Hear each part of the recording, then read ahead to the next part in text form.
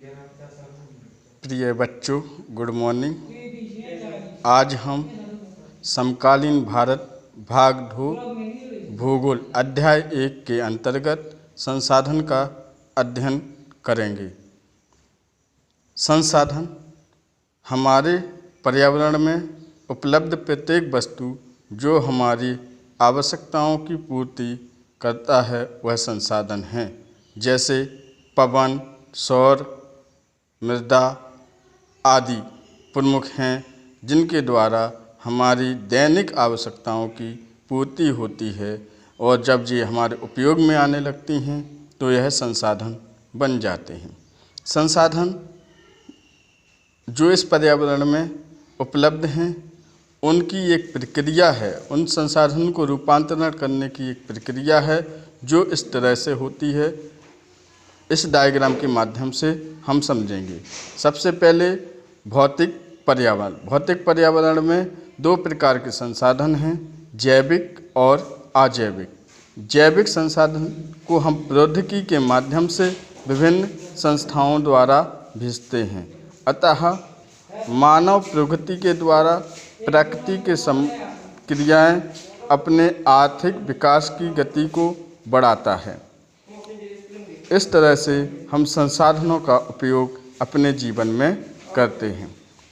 संसाधनों का वर्गीकरण। संसाधन को हम 4 वर्गों में बांट सकते हैं। पहला, उत्पत्ति के आधार पर। उत्पत्ति के आधार पर जैव और अजैव। दूसरा, समाप्तता के आधार पर। समाप्तता के आधार पर नवीनीकरण योग्य संसाधन और अनवीनीकरण योग्य संसाधन। तीसरा, स्वामित्व के आधार पर। स्वामित्व के आधार पर 4 भागों में बांटा गया है, व्यक्तिगत, सामुदायिक, राष्ट्रीय और अंतर्राष्ट्रीय। और नंबर 4 में विकसित के आधार पर संभावी, विकसित, भंडार और संचित कोष। इन 4 वर्गों में संसाधनों को बांटा गया है। इसी तरह से संसाधनों की प्रकृति, प्रौद्योगिकी और संसाधनों के मध्य अंतर संबंध। संसाधन को हमने 2 वर्गों में बांटा है, प्राकृतिक और मानवीयकृत। प्राकृतिक में नवीकरणीय योग्य संसाधन और अनवीकरणीय। नवीकरणीय सतत अथवा प्रवाह जैसे पवन, जल। जैव नवीकरणीय जैव है प्राकृतिक वनस्पति, वन्यजीव, इसमें सूक्ष्म जीव भी आते हैं और मनुष्य भी इसमें आते हैं जैव संसाधन में। अनवीकरण में पुनः चक्रीय जैसे धातु, अचक्रीय जैसे जीवाश्म ईंधन। मानवीय संसाधन में हैं संस्थाएं एवं संरचनाएं और मात्रा एवं गुणवत्ता।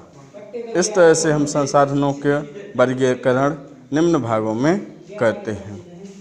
प्रिय बच्चों, संसाधन के चैप्टर संसाधन एवं विकास को आपको पेज नंबर